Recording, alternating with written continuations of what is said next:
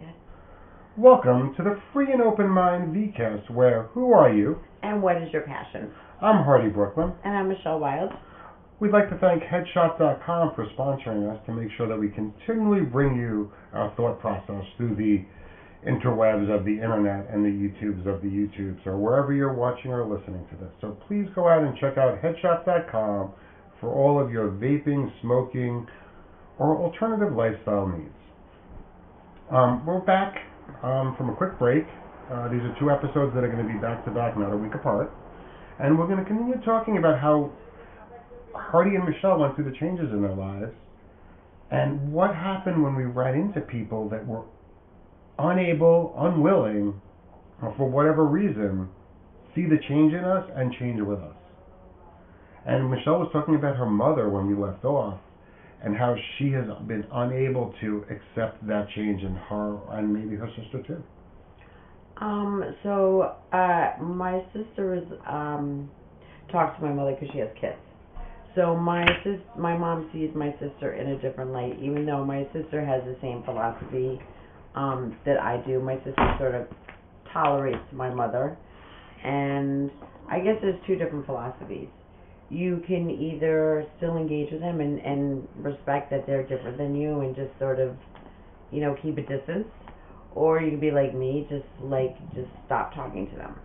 And the reason I stopped talking to my mother, because I was still engaging with her and still, able to keep a distance, and not engage emotionally. And I was married, and I was about to get a divorce, and I called my mother and I told her I'm getting a divorce. And her first reply to me was, "What happened to all the pots and pans I bought you? Because they were really expensive." And let me stop you there. I just want to reiterate to our listening audience that was the same type of mentality and mindset that I was raised with as well, where it was always about me, mine, and even though there was a mutual connection of the two people, there was always that I'm bringing this to the table, which ultimately I feel doesn't really lead to a happy marriage. No. So once she said that to me, I asked her. I said, "Why didn't you ask me how I'm doing? Like, is everything okay? Why are you getting divorced?" She didn't ask me any of that, and she really didn't have an answer. So I was just like, so she's more concerned about the material things than about my happiness, and she was more upset about the way it's going to reflect on her than my happiness. So I was just like, I cannot talk to her anymore, and that was 20 years ago. So I literally just stopped talking to my mother. And at first I felt really, really guilty about that, because I felt like, you should have a relationship with your mother. And then at a certain point I just sort of let that guilt go. And my sister, kept on harping on me, you really should talk to her, you should really talk to her. And I'm like, I can't engage with somebody like that. She's really toxic. And I don't really want somebody like that in my life, regardless if you're my mother or not. And about 10 years into not speaking to her, my sister was like, she really wants to see you, blah, blah, blah. But she wouldn't call me or anything. She would always talk to my sister, through me. And my sister's like, well, look, why don't we go over there for lunch, and we'll see how it goes. So I agreed to go to lunch, and we get into the house. And the first thing my mother did was, smack me on the ass and call me a bad girl. And this is now, I'm in my 40s at this point in the game. And so I was really put off by that. First of all, that she called me a girl, and that I was bad. And I don't know why she thought I was bad. She thought I was bad because I wasn't married, didn't have kids. And so we sat there at dinner. One second. So that's a really important thing that Michelle just said, is that I constantly work with people that are, she said, I don't know why I was bad. And I constantly work and talk to people that make assumptions on why other people are acting away and putting a preconceived notion, putting a script into their head, when it doesn't necessarily need to be that way. Michelle didn't know why her mother thought she was bad. The reasons can be, I can give you 1 million, because she's not married, because she doesn't own a house, because she doesn't have 3.5 kids. because she dates multiple men, because she's dated outside her religion, because she lives in the city, which is where the evil people live, because she goes to clubs, because she does drugs, because she drinks alcohol, whatever it might be that her is, that's for that own person to bear. And I try to really work with people to disconnect, and Michelle's done a good job of that, where her mom is her mom, and she kind of compartmentalized her. Yeah, so so, after we, had dinner, whatever, and we get into the car, I told my sister, I said, that's it.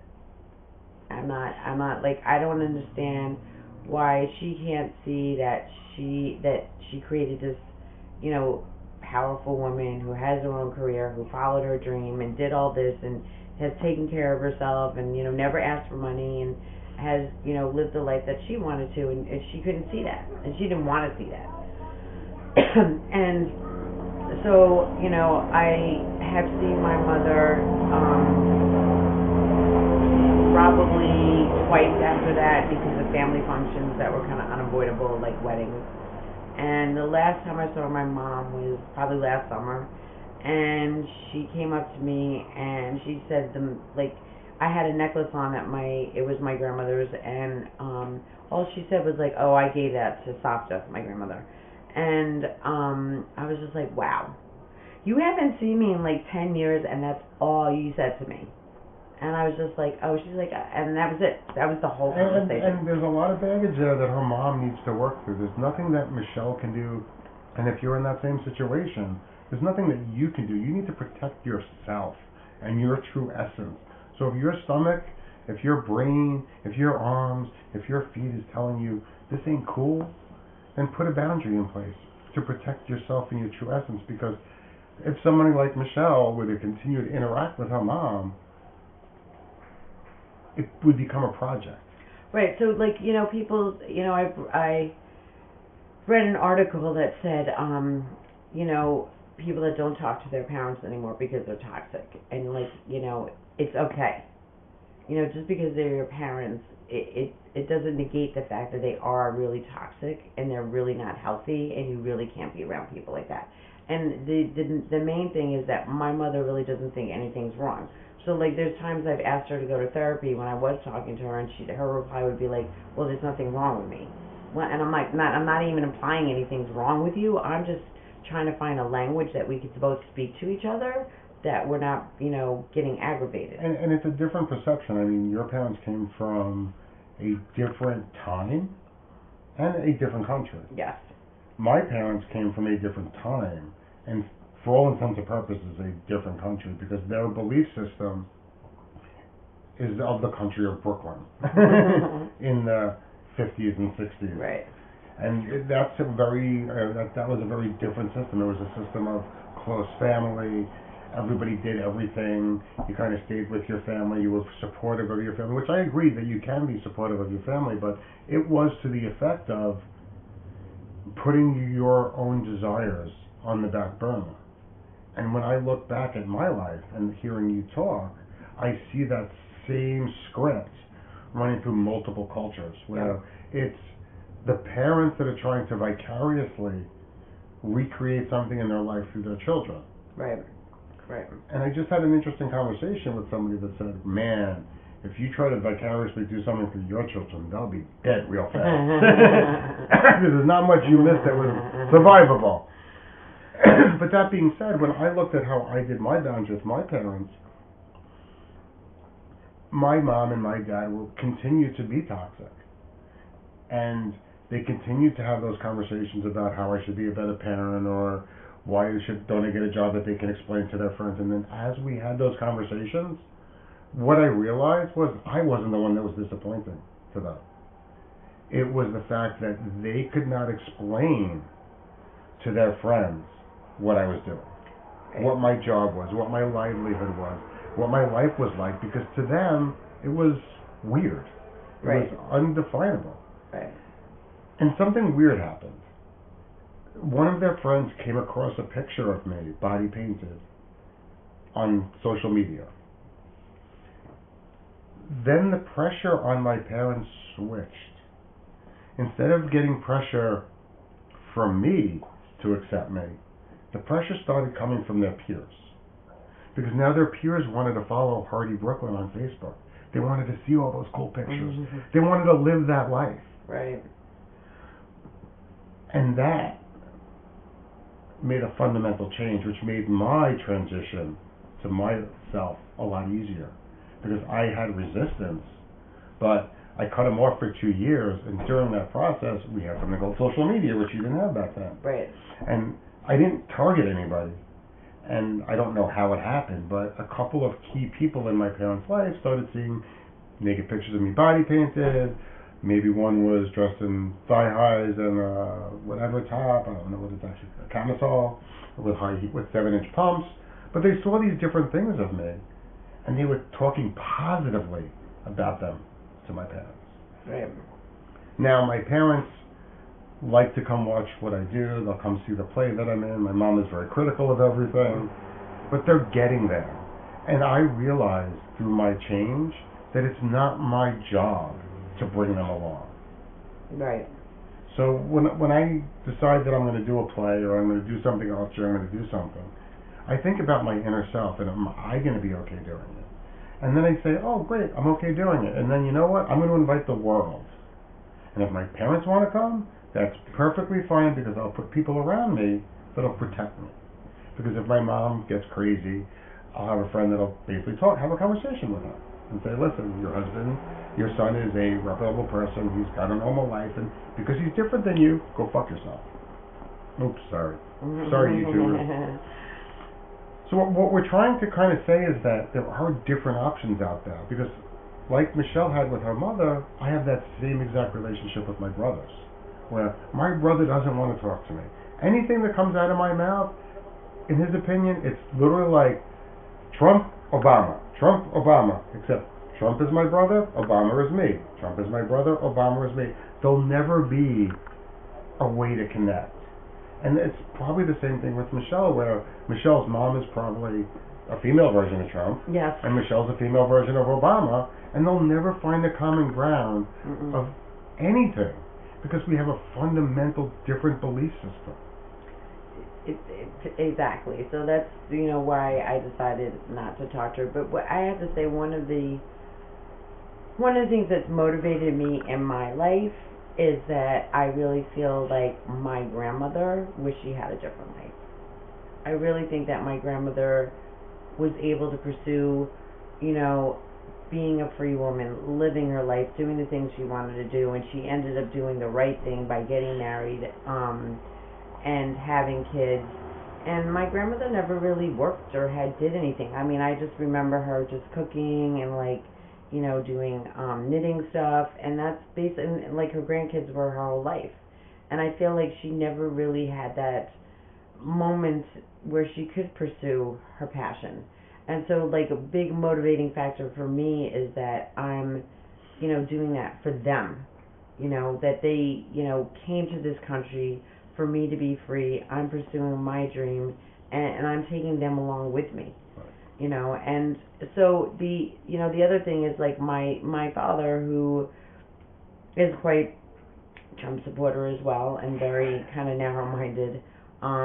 He has his whole attitude is like, you do whatever you want to do. Like why do I care? Right. It's like if it doesn't affect me personally.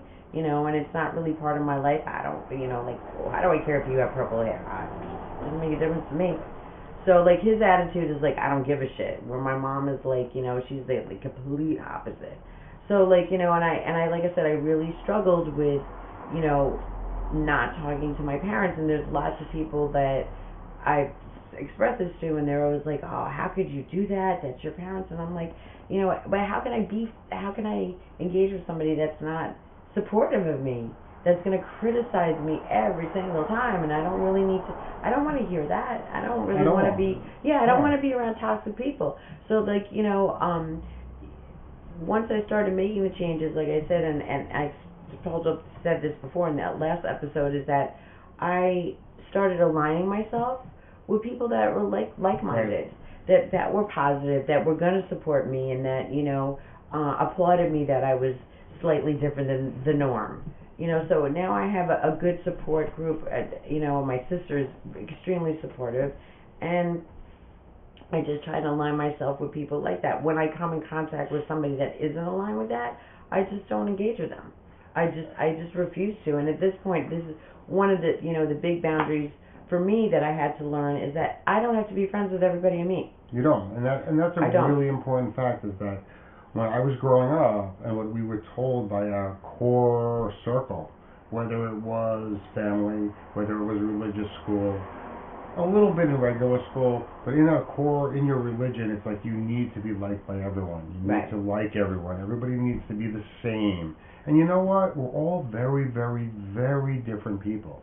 I'm a very different person than my two brothers. We have different beliefs, we have different values, we have very different energy levels. We don't even look the same, and we're from the same parents. We don't have the same build, and a lot of that is because of what we do in life and how we experienced our life.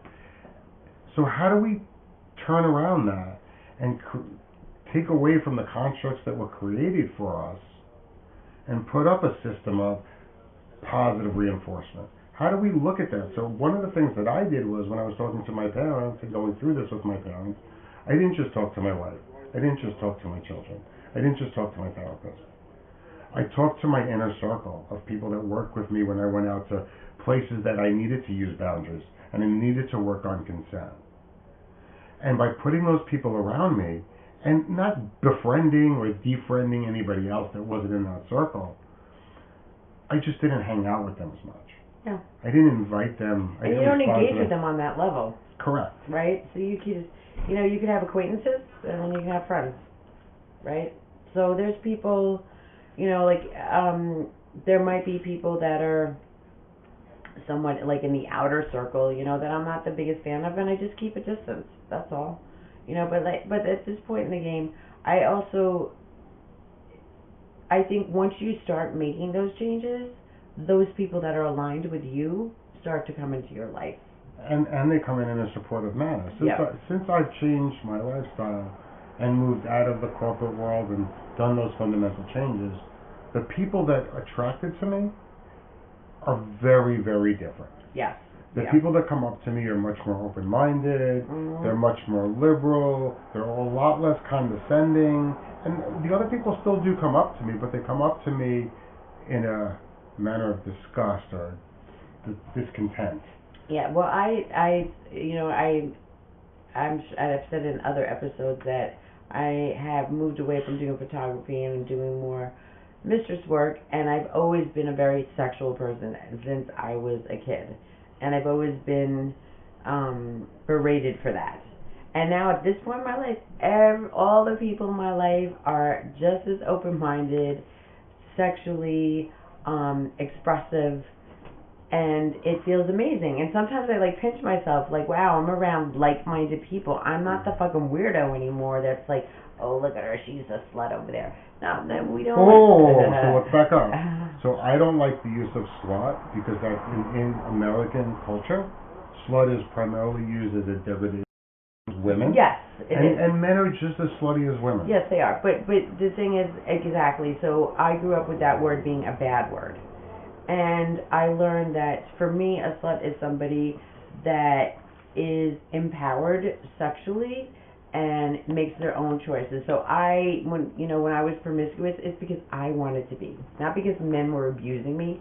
It was my choice, Right. And so now I'm surrounded around people that have that same belief, that we celebrate the word slut. We do not look at it as a bad thing. When we call somebody that, somebody says thank you. Right. Right? And that's the way and it people should applaud. Be.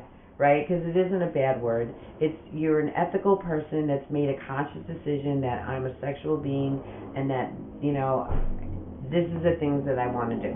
So like I said, my circle of people, not only are they sexually open, where it's about art, it's about everything, it's spiritualness, it's meditation, it's, philosophy, all the things that we discuss, making this place a better world, being more conscious about things, really trying to understand who you are and try to reach your own nirvana, right? So this is the like I said, the people that I've surrounded myself with and the people that come into my life. that I attract. That's a really good piece of feedback to give to the audience, is that one of the things that will happen is your friends and your circle, as you change, as you create boundaries, and as you go to live your true self, you're going to connect, you're going to be around people that are more like you, that want to do the same things that you do. I sit here and I look at this pandemic that we're sitting in, and I look at what's going on, and I get invited to a lot of questionable safety parties, let's put it that way. And I look at them and I was like, wow, these are people that I followed the dead with for 20 years. Do I want to go hang out with them right now? Like, is it worth me to risk my life to hang out with those people? So I want to say one other thing about friends, because I had a friend of mine, I was friends with her for 20 years, and when I was in my last toxic relationship, some things happened where I ended up not talking to her. And when I ended the relationship, one of the things, actually it was two people, and my best friends, a guy and a girl, and when I ended the relationship with him, one of the first things I did once I regrouped was to call him up and apologize for my behavior, and that I pushed them aside, and that it was wrong, and I totally owned up to that, and that, like, can we start, let's start all over. And the guy, he was just like, he of course relished in that, and we moved on from that, and we started our relationship again, like nothing ever changed. Right. So, but the woman refused to, and it's not like she said, I'm not going to be your friend. She just didn't engage with me anymore. She just, I don't talk to her anymore. And the last, statement I said to her is like, if you're willing to sit down and talk and try to, work things out. And, it really bothered me because I was friends with her for 20 years, and we went through a lot of different stuff together, a lot of intense stuff together. And then, it's funny, I was thinking about it last night, like, people come, like I said, a reason, a season, a lifetime. So obviously she wasn't meant to be a lifetime. She was just part of my life for the person I was then. And even though I'm sad that we're not friends anymore, I realized that, like, we're not supposed to be friends anymore. That and that's a biggie, that you have to learn how to, like, just kind of let that go and realize that, other people are going to come into your life that you're going to build a better relationship with, that you're going to learn from that past relationship with. Yeah. And that's just life. Life is like that. You're not going to be friends with everybody forever. It just doesn't happen that way, unfortunately. And think about that. I mean, the group of people that I hung out with since the Grateful Dead is basically the same people that I've been hanging out with since I've been 15 years old. And whether it's the burlesque scene, whether it's the jam band music scene in New York City, whether it's the fetish scene, whether it's the burner scene, it doesn't matter what the scene is, whether it's the hip-hop scene, and I kind of exist in all of those scenes. But where I'm the most comfortable is in the burner scene for me, because it's a lot more like-minded people. And one of the things that being in that scene has taught me is that it's okay to bridge into other people's worlds and other people's types of life. So, so people in the jam band scene, when I first, let's go back about 4 years when I started this transition, were very critical of me for the actions that I was doing, whether it be how I was behaving sexually, how I was behaving with drugs, whether I was behaving with travel, whatever I was doing.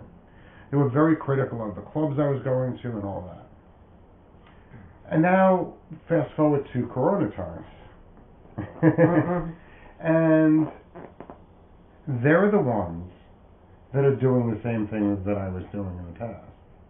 And they're like, and they don't even see that connection. So I went to a party, and they were acting the same way that I acted in 2016. With personal interactions, touching, consent, boundaries, all of those different things, and art. And they don't even acknowledge the fact that they tortured me, they criticized me, they ridiculed me, and it's something that now they are doing the same thing. They are having the same type of lifestyle. They are making the same types of decisions. They're going to similar events. But yet they don't even acknowledge. Like, I was at a beach party and one of them showed up there. And I was like, this is a burner event, man. This is like not at all your type of an event. Yeah, but these people are cool, like, well, that's whatever. I have to say, because you change, it reverberates.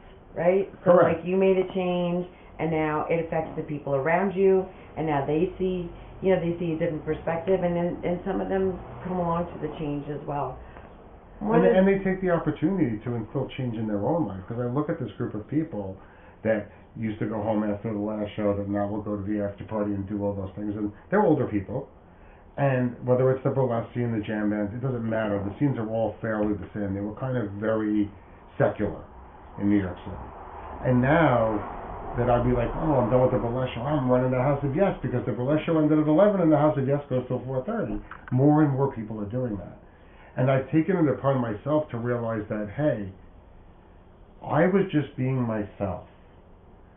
The fact that they are now doing the exact same thing today that they criticized me for doing yesterday has nothing to do with me. It's all about them. Right. And that's the message that we're really trying to get, is that when you're trying to change, when you're making these efforts, you can only control and affect yourself. You can try to affect, you can try to change, you can be a conduit too. We could go on and on about the synonyms, but you can't force another person to do anything.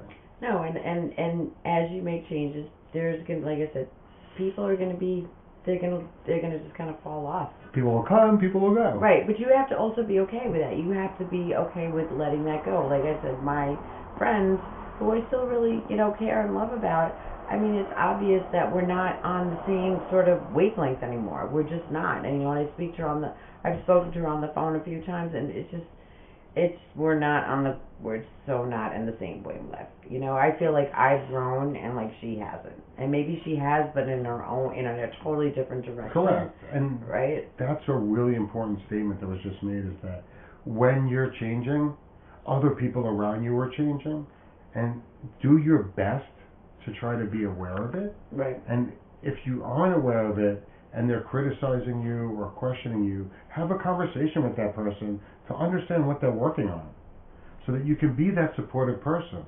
Because if they were in your life and they are making an effort, it's probably worth it to keep them around. Right. But she wasn't really making an effort. Correct. There's a big difference between somebody making an effort. I mean, I feel like, when I think about it, I feel like she feels like I did something to her personally, you know what I mean? And it wasn't really her personally, it was just I was being selfish. I wanted to be with this guy did not like her, so I just let her go. And I admitted that. Like, I was just totally, completely selfish, because I really thought that this guy was the one that was going to love me for the rest of my life, and this was going to be it. So I was willing to sacrifice a friend to have that, because I felt like, it felt fade into my childhood, because I never got that. Right? So I felt like, oh, okay, well, here's going to be my new daddy, that never loved me. And I was willing to sacrifice anything for that. And that's going to be our wrap-up point, because it's almost around 30 minutes today. And so I'm just going to give you a quick recap. So a couple of things that we did is that we start to make change in ourselves, and we see it in ourselves. And we have to be conscious that other people might not accept that change, be resistant to that change, because it's questioning their beliefs. It's questioning their constructs. It's questioning whether they are truly happy themselves, and they also have all these scripts from their family, their different units, and their different worlds in their head that are causing them to act that way. And when we're working on ourselves, we have to fundamentally decide, are we okay letting people go that are toxic to us? And if we're not okay, how are we going to interact with them so their toxicity doesn't come upon us? These are some things that, A, I work with people in life coaching. 2, these are things that we're going to continue to talk about. And if you would be interested in talking about any of these things, we're always looking for willing people to torture on the show and question about what they're stuck at and how can they get rid of those limiting beliefs, those preconceived notions, and those bad scripts in their head to live a happier and healthier life. I'm Hardy Brooklyn. I'm Michelle Wild. Thank you for listening to the Free and Open Mind Vcast, where... Who are you? Who are you? And what is your true passion? And let's one more shout out to headshop.com for sponsoring us. Headshop. And just remember, please check the blogs if you would like to get the special financial shark trust discount to learn how to have your money work for you as an employee or use it with intent. Thank you. Thank you.